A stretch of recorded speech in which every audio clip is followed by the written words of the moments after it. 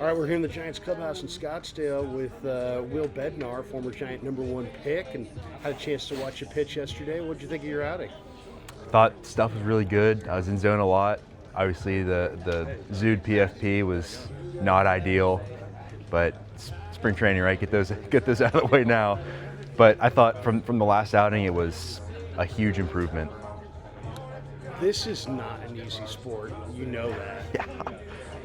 Guys are like, there's like several lives that you have to go through, it seems like, between high school and the big leagues. Heck, you went from Mississippi State, Yeah. not first round of the draft, and still it's a battle. Yeah. Talk to us about what you've experienced, because I'm sure your expectations were different than what it's been like. Absolutely. No, I mean, baseball is a very difficult sport. It's not easy, and it'll find a way to beat you down to the point where you don't know if you got what it takes, and you just got to keep grinding through it. And I kind of stuck it out, kept working even when it seemed like there was no hope at the end of the tunnel. But that's what makes it so much more rewarding to kind of be in this position, is kind of the grind that I had to go through to get here. What was the darkest moment for you? Or has there been a darkest moment? Or has there been somebody in your life that, where maybe you wanted to quit, or wanted to, not quit the sport, but, quit, metaphorically, and somebody said, hey, look, Will, stick with it. This is what you got to do. Get you back on that path. I think the toughest point was probably on my second year being in rehab with my back, and it was just something that was lingering. It wouldn't go away, and I was still trying to work through some things, and I wasn't throwing the ball well. My body hurt, and I just felt like there was nothing I could really do to make it better. But thankfully I had my family and my brother were always there for me, and always supportive when things weren't going my way. David, your brother, is the Yankees closer now. He was with the Pirates for a lot of years. And it's funny, everybody thinks the big leagues is the big leagues, every clubhouse is the same, but the difference between the Pirate clubhouse and the Yankee clubhouse, as far as media and action and pressure, is night and day. Has he all discussed that at all with you? Yeah, he said it's the Yankees, Yeah. It's huge. It's very different. But he said it's been great. It's been really cool, getting to see him thrive there, and I was able to go up there for the wild card and the ALDS, and just to be there in that atmosphere and watch him throw and some very, very high leverage innings was really exciting. What's the separation age-wise between you guys? He's 6 years older than me. So was he like my brother's 5 years older than me. I wanted to be like him. Was David? Yeah, I'd say. Do you let you follow around, or was I'd say get lost? when we were younger, like when he was in high school, it was kind of like more of like I was like a stupid little brother, and he was the jerk older brother. High school. But I'd say once he got to college and into pro ball is when we started to really get close. And then as I started to get better at baseball is when we really, got a lot closer. Yeah. What's your arsenal compared to like what it was at Mississippi State? What is it now? Has it changed at all? Has it evolved? It's changed a little bit. I've changed my slider to be a little bit with the help of the pitching staff here. They've been unbelievable. But with their help, I've started throwing my slider harder, and it's tighter now, so it plays better off my fastball profile. So fastball, slider, and then I'm still keeping the splitter in the back pocket. Do you enjoy relieving? Would you rather start? I know you've done both, but is there a role that, this team needs a closer, but where are you and where would you rather be? What role do you feel is best for you? I've really grown to like being in the bullpen. I feel like I started to realize that I enjoyed kind of not knowing when I was going to throw, as opposed to knowing when I was going to throw and kind of like thinking about it, and that's all I'm thinking about leading up to that. In the bullpen, it's you're hanging out with the guys, and you get a phone call and you're in there. There's no time to think about it. Yeah, there's no time to think or worry or anything. So I've really enjoyed being in the bullpen, and I it's where I want to be. You know. Where do you think you'll be this year? Obviously, you want to break north and go north with the big club. That's everybody's goal. Yeah. But if that doesn't happen, where do you think you'll start? Where would you like to start? Have they communicated anything to you?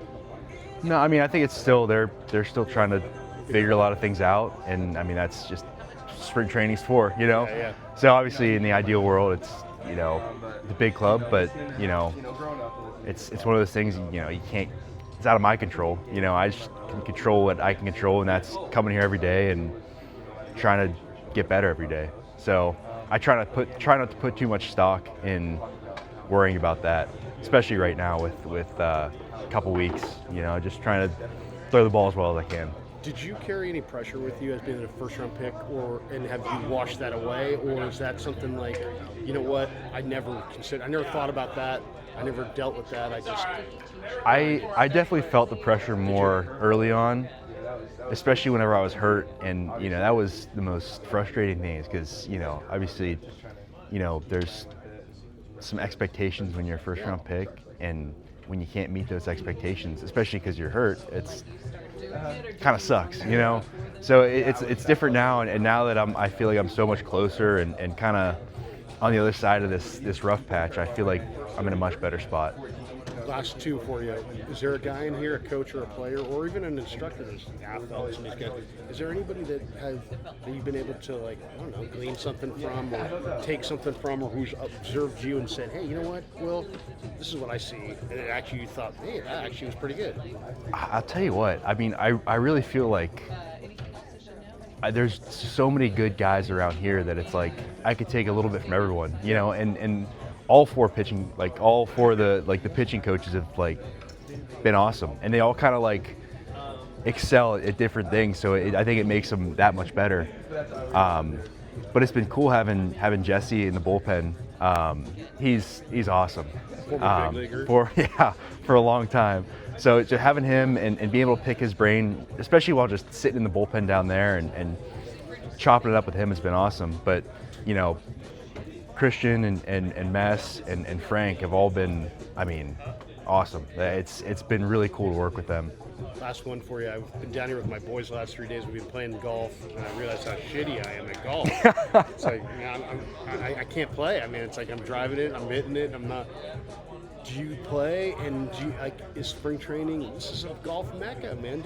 I know you got to focus on the first thing first. Yeah, I don't know if I'd call it playing golf. I went out once a couple weeks ago when we had an early camp, and most of the guys that are here went and played grass clippings, but I don't know if I'd say what I do is playing golf. We played grass clippings. Yeah, I'm not very good. I took a lot of time away from it with my back, but yeah, I haven't spent a ton of time playing. I'd like to be good at it, but I'm not.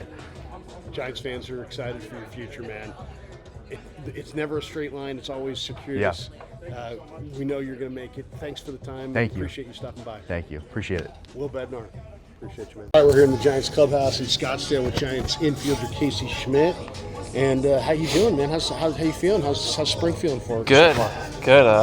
Healthy. Feel good. So just getting through spring and having fun, getting the work in. Man, what'd you think of your year last year? It seemed like you really busted out and had a lot of success and got a lot of momentum going offensively, especially. Yeah, I felt good. Obviously, some of the injuries, came to get me, but overall, I felt like I took another step forward, and in this game, any kind of step forward that you can take is a big one. You came up in this game as a very good defensive third baseman, and now you got Chapman playing third, who might be one of the best I've ever seen. Yeah. You played this position at a really high level and do still. What do you see from him? Why is he on that next level? He's like machine-like with his release. It's crazy. Yeah, I think it's just the work that he puts in.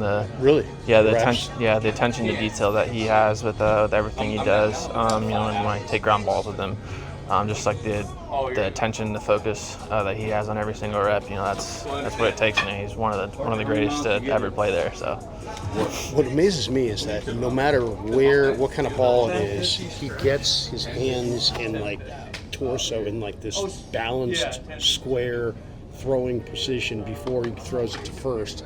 It's like you hardly ever see him just like winging it off balance. I mean, sometimes you guys have to make those throws. Yeah. But it's like he gets to his center, it seems like, and everything comes out just like a laser. I mean, it's really amazing watching the guy go from glove hand to throw hand. Yeah. I mean, he's been doing it forever. Yeah.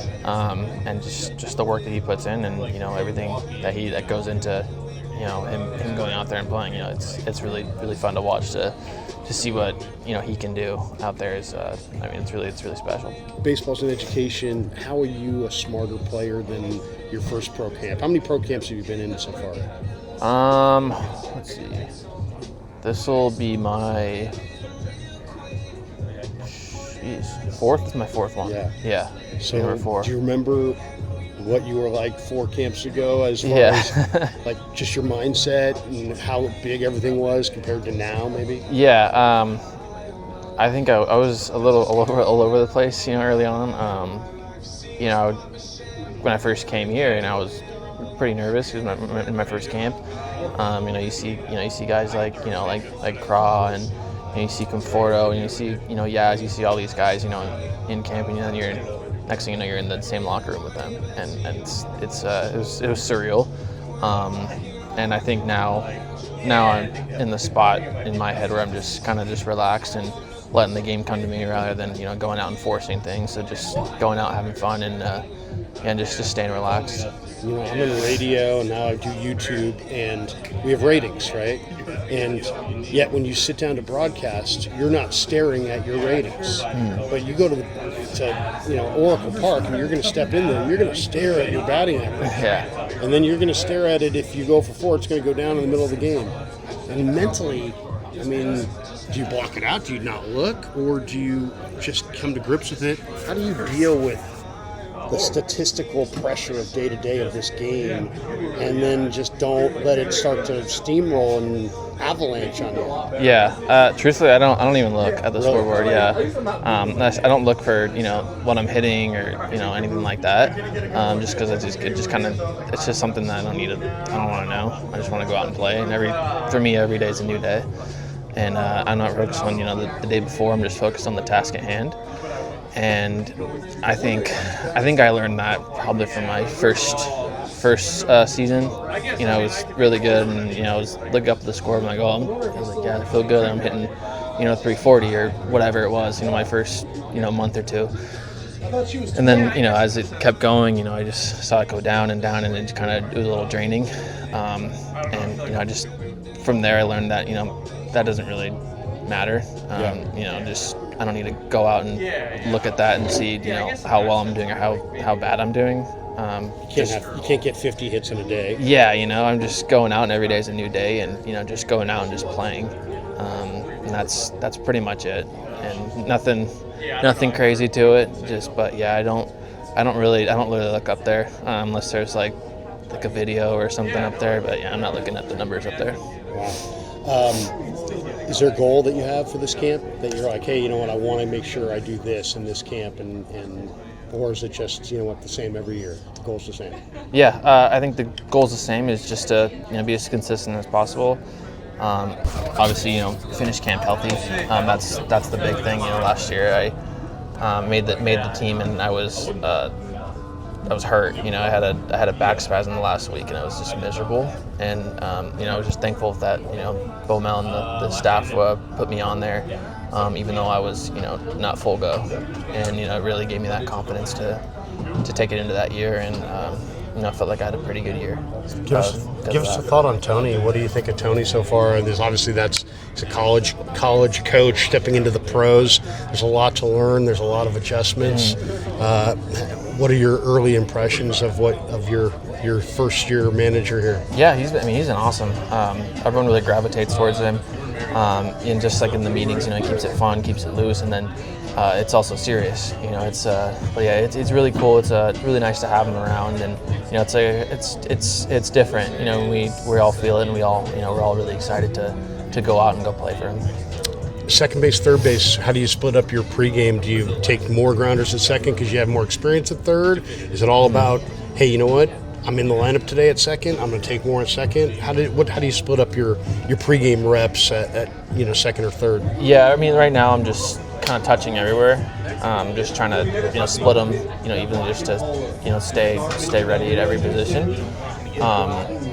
Just in case I'm in the lineup, whichever day. So just making sure I'm staying consistent in my prep work and making sure my mindset's good and nothing crazy, but just making sure that I'm dialed in at every spot.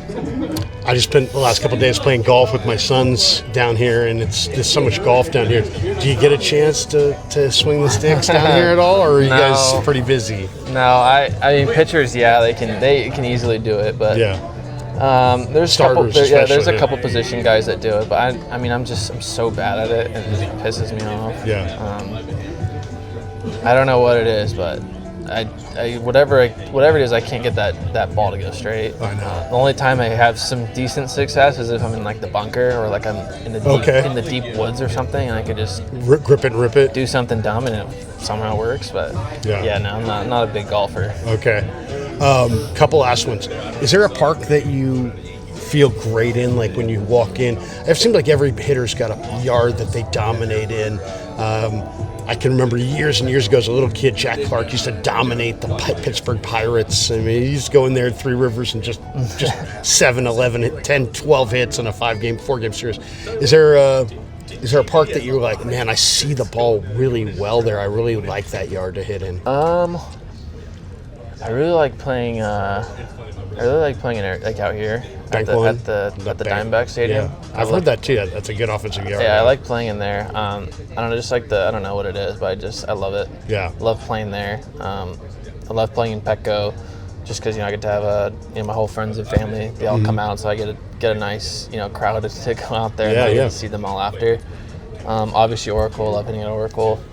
Let's see, what would be another one?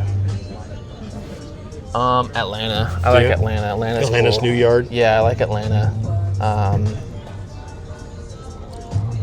Man, I like hitting that I like just hitting that park. Just when you're little playing MLB The Show or whatever, you're playing at all these different parks, and I get to play in them in real life is really really cool and really special to me. Last one. It seems like everybody in the big leagues now, if you're a hitter, you got walk-up music. You got a walk-up song. Do you switch it year to year, or do you keep it the same? I saw Rich Aurelio walking in. He used to have the Beastie Boys "No Sleep Till Brooklyn." What's your walk-up song, or will you switch it this year? I'm not sure what I'm going to do this year. Well, it's still to be determined, so I'm not too sure about it yet. But I got. And what are you thinking of that song? It's got to be a song that fires you up, or that gets you loose, or is a beat? I mean, what? I don't know. Just whatever. You're gonna hear it over and over and over. Yeah, whatever song I'm feeling, I feel like I can listen to it over and over again, and I'll have it get old. Yeah. Yeah, I don't know yet, but we're still trying to narrow it down. How about a genre? Are you going to go with rap? Are you going to go with country? Are you going to go with, there aren't too many guys going country these days. No. I did hear a Jake Owen Blue Jean Night. So somebody of the Diamondbacks had that. Yeah. Usually it's rap, but I might change it up. But we'll see how everything goes. Hey man, good luck this year. We're rooting for you. Thank you. Casey Schmitt. All right, we're here in the Giants clubhouse in Scottsdale with Daniel Susac, Giants young catcher and second Susac in the Giant family. Of course, Andrew. People remember Andrew with the Giants as well. How's Andrew doing these days? He's good. He was just out here, so it was good to see him again, but he's doing good.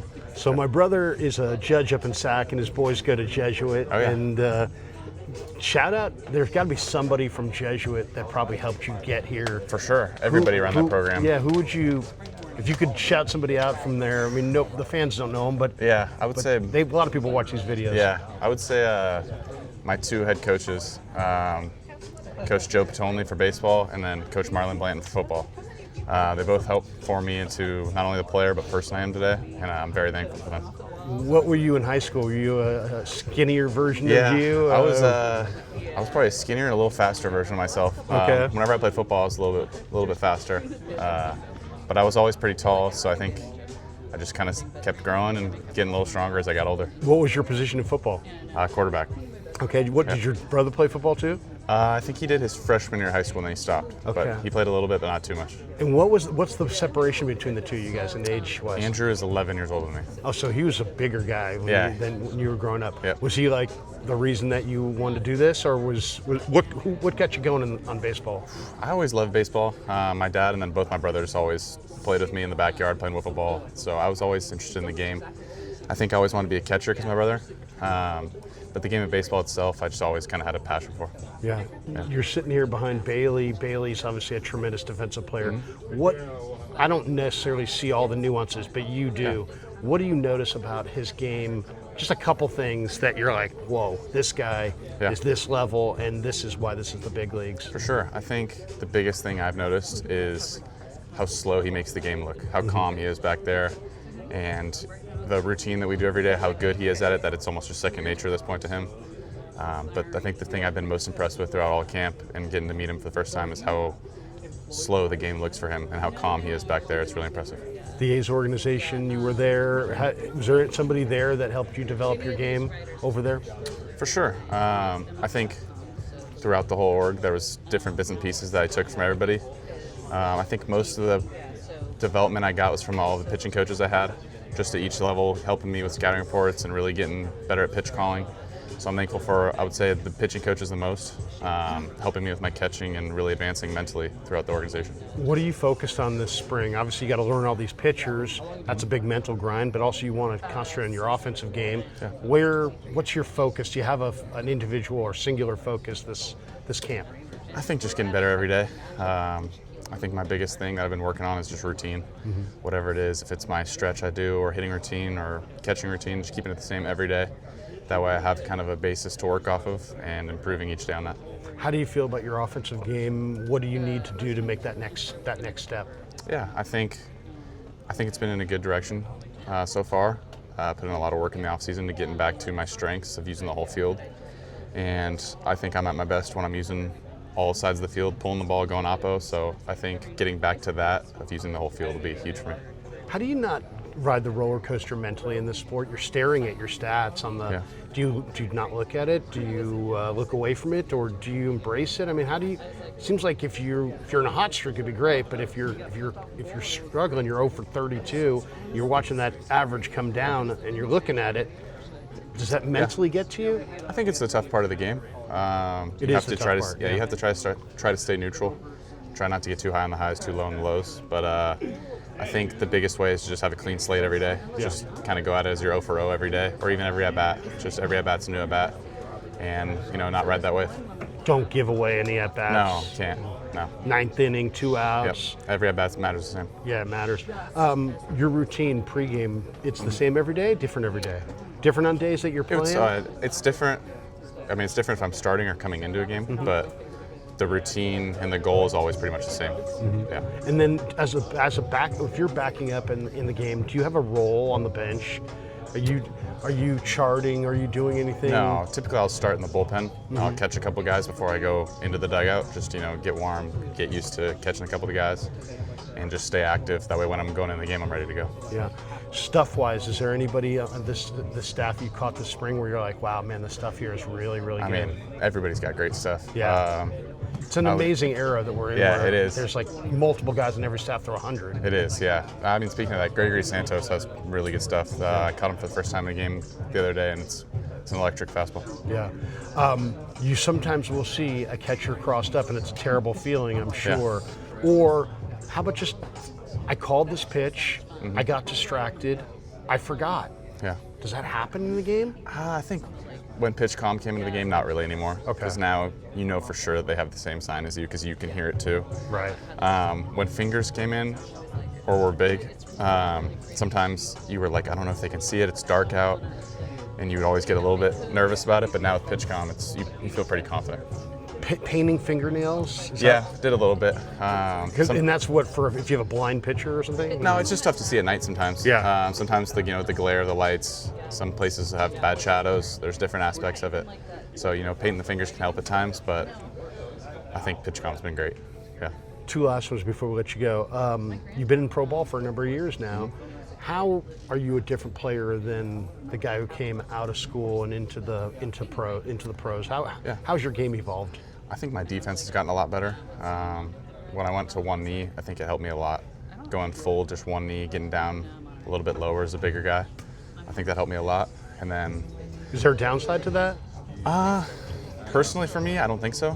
Maybe some people have different experience, but for myself, I think it's been great for me. And then offensively, I think I've gotten better at picking spots to, kind of look for power. I think at the beginning of when I came into pro ball, I've always done a good job of using the whole field, but sometimes I wouldn't look for counts to, get off my A-swing. I think as I've progressed through the minor leagues, I've gotten better at picking counts to, get off my A-swing. Last one for you. New manager, Tony Vitello. A lot of people are asking me questions. Hey, what do I think? I don't know what to think. I'll have to just kind of wait and see. I'll have to see how April goes. I have no idea about his tendencies or what he likes or doesn't like. Give me your takeaway. It's early in camp, but is there anything that stands out about the way he manages games or the way he communicates to you guys? Yeah, it's been great so far. I really like his energy. I think he brings a good presence in the clubhouse, and what I've noticed is it doesn't matter if it's the first inning or ninth inning, he seems equally as locked in, which I like. And even though it's just spring training, feels like he really wants to win, which I appreciate. Yeah. Hey, good luck this year, man. We appreciate your time. Thank you, I appreciate it. Daniel Susac. Yeah.